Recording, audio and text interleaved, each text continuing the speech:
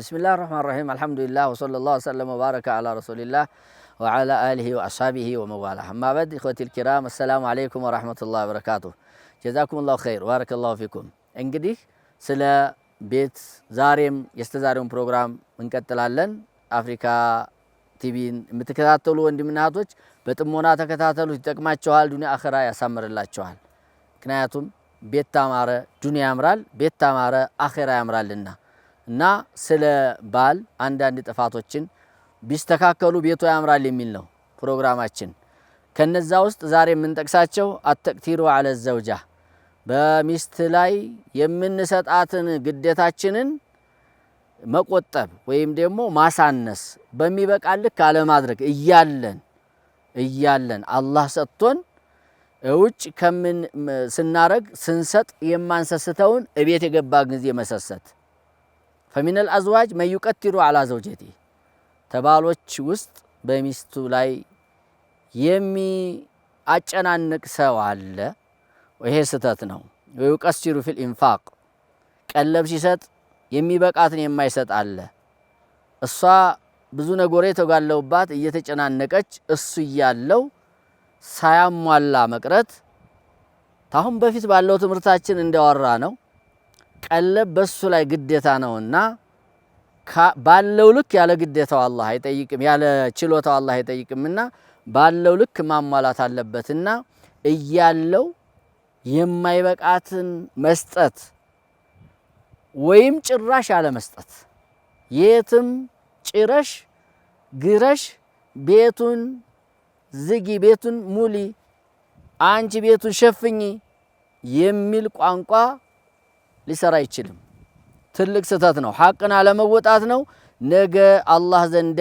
የሷን ገንዘብ መብላት እንደሚያስጠይቅ ሁሉ ቀለባንም አለማሟላት ተሚያስጠይቁት አንዱ ሐቅ ነው ያስጠይቃል አላህ ፊት ነገ መጠየቅ የማይቀር የሆነ ጉዳይ ነው እብኑ ቁዳማ የሚባሉት ዓሊም በባል ላይ የሚስት ቀለብ የቤተሰብ ቀለብ ግዴታ አለመሆኑ ሲናገሩ ነፈቀቱ ዘውጀቲ ዋጅበቱን ቢልኪታቢ ወሱነቲ ወልኢጅማዕ ይላሉ የሚስት ቀለብ ማሟላት ግዴታ ነው በቁርአንም በሐዲስም በዑለሞች ስምምነትም የእስልምና ዋና ማስረጃዎች እነዚህ ናቸው የመጀመሪያው ቁርአን ነው ቀጥሎ የነብዩ ሰለላሁ ዐለይሂ ወሰለም ሐዲስ ነው ሲቀጥል ሶስተኛ ደግሞ የኢጅማዕ የሚባለው ነገር ነው ተቁርአን ውስጥ አላህ Subhanahu Wa Ta'ala ብሏል ሊዩንፊቅ ዙ ሰዓት ሚን ሰዓቲሂ ይላል ያለው ሰው አላህ ያሰፋለት አላህ የሰጠው ሰው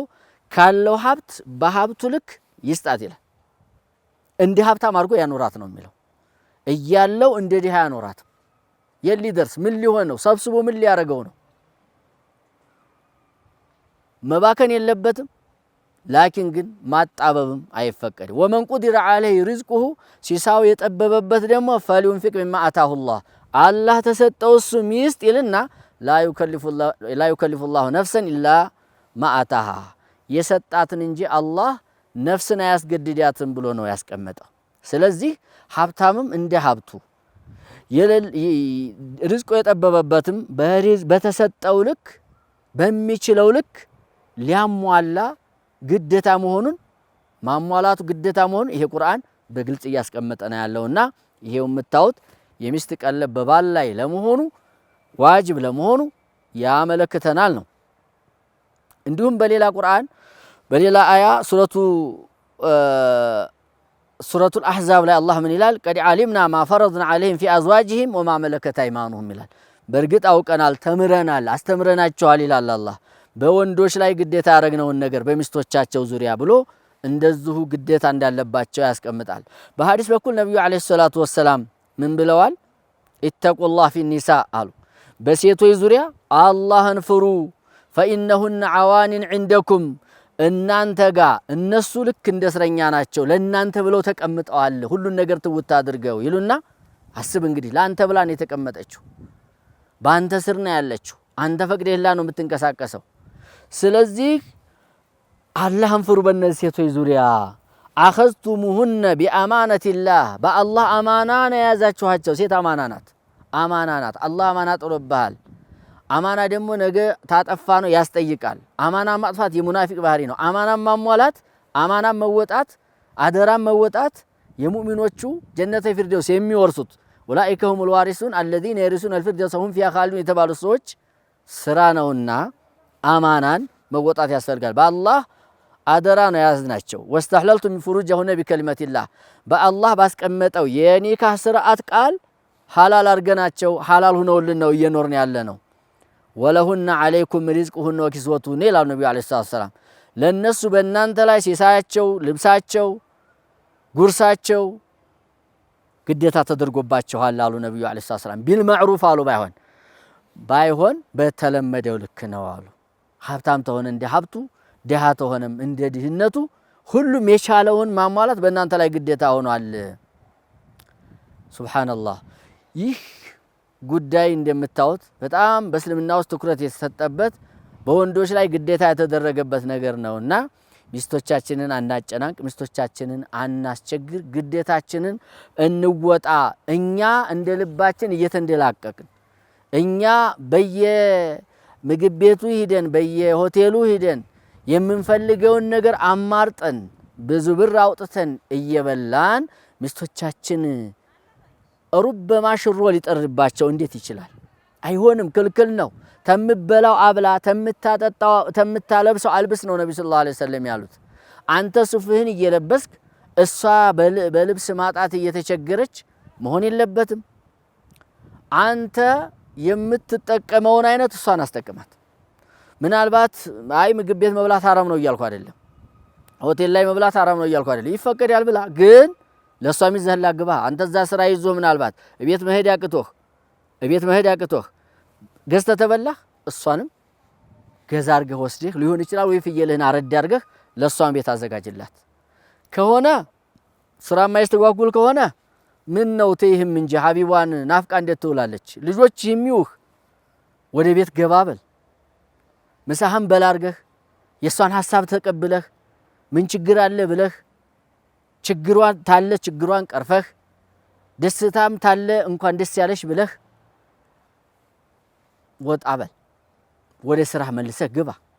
ካልሆነ ግን አንተ ጥብስህን የተለያየ የምግብ አይነቶችን እያማረክ እየበላህ ቤት እነሱ ሊቸገሩ አይገባምና በተለይ ተዚህም በላይ የሚከፋው ደግሞ ብዙ ሸሪዓ የማይደግፈውን የሚነቅፈውን ነገር በብዙ ብር እየተወጣ ይሄን ጫት የሚባል ነገር ሲቃም እየተዋለ እቤት ሚስቶች ልጆች እየተቸገሩ ህይወት ማሳለፍ ይሄ በጣም ስተት ነው።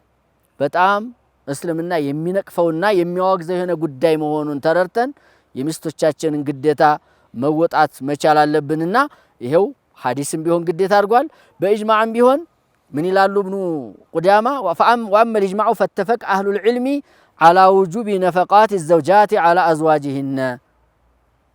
አዎ ዑለሞች የተስማሙበት ነገር የሚስቶች ቀለብ በባሎች ላይ ግዴታ ለመሆኑ ምንም ጥርጥር የለውም። አንድም የኸለፈ የሚቃወም ዑለማ ተቃራኒ ሐሳብ ያቀረበ ዑለማ በእስላም ውስጥ አይታወቅም ነው ብለው የሚያስቀምጡትና ቀለብ ማሟላት ግዴታ ነው። እንደውም ከሌላው በስተፊት ስጦታ እንኳን ስትሰጥ ወብደእ ቢነፍሲካ ثم بمن تعل ነው የተባለው።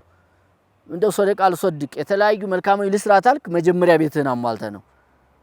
በራስ ጀምር፣ ከዛ በተሰብ፣ ከዛ በኋላ ነው።